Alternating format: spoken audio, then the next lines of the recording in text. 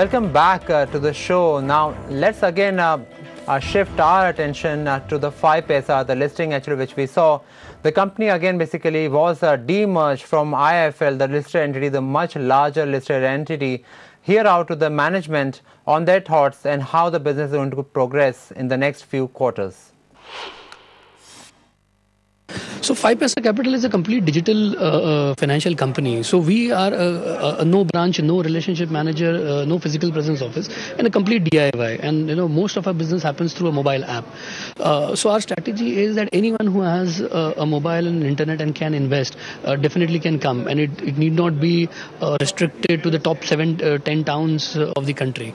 So that's our core focus, and our target is the retail investor. So any investor who has been who is not able to approach financial markets because of whatever reasons can definitely do it. So our mobile app and our offerings are very, very simple, and it is so affordable that even if you have a 500 rupee to invest, you can definitely do that. So talking to you about the competitive intensity, how do you see it, and what would be your strategy going ahead, since there are a lot of digital players coming in each day? Yeah. So yes, definitely the space is looking good. So there are a lot of players coming in. So at one end you have players who are large financial institutions who have their offices and branches across the country, and they have a set of target audience. On the online space, yes, there are a few people, but so in online you normally have around 2 or 3 players capturing the large market, and so that's the space that right now we are into, and we aspire to be on the top.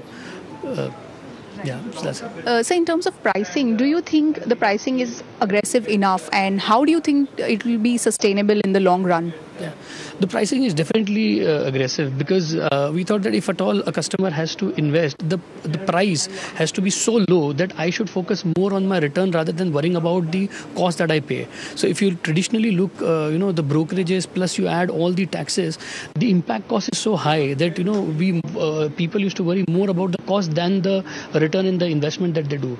So we thought that what can be the best is and the lowest that we can do. So the 10 rupees is something that we thought that is like hardly a throwaway price.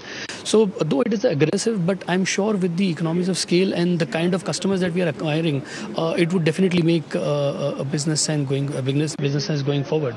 Could you give us some numbers around the tier 2, tier 3 cities that you have got in for the customer base? Yeah. I won't be able to give you the exact numbers, but I can share that practically 65 to 70% of the customer base that we acquire is from the tier 3, tier 4 towns and beyond.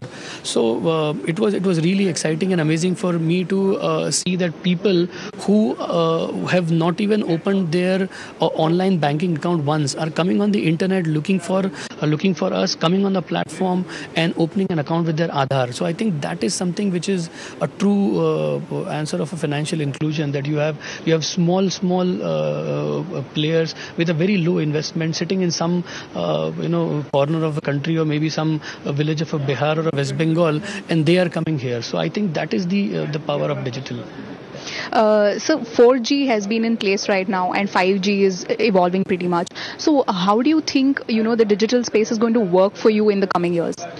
I think in last 12 months, there has been a huge disruption in the entire internet space. So practically you have internet cost almost like a zero. So with 4G and 5G coming in, it's already revolutionized the internet space, and it is going to further go. So you now can practically download a movie in maybe not even 2 to 5 minutes, which was not even possible earlier. So I think it's a very exciting space. And the more internet is affordable, and the more it is reachable to practically every person, that opens up a huge market for not just finance but for every industry. So I think that's a very exciting space. I'm optimistic that with 5G and all, the internet speeds will be far more better than what we're having now. So talking about the financial services, don't you think in the tier 2, tier 3 cities, mostly awareness or literacy among the financial masses is a bit lower than, the metro cities? Yeah, absolutely valid question. So even now we see that there are a lot of people who are coming to us who are the first time investors. So they have very basic questions like, how do I put a trade? I want to invest, but how can I even put an order? How can I see the screen and all that? what exactly is the capital market. So there are a lot of basic questions, and that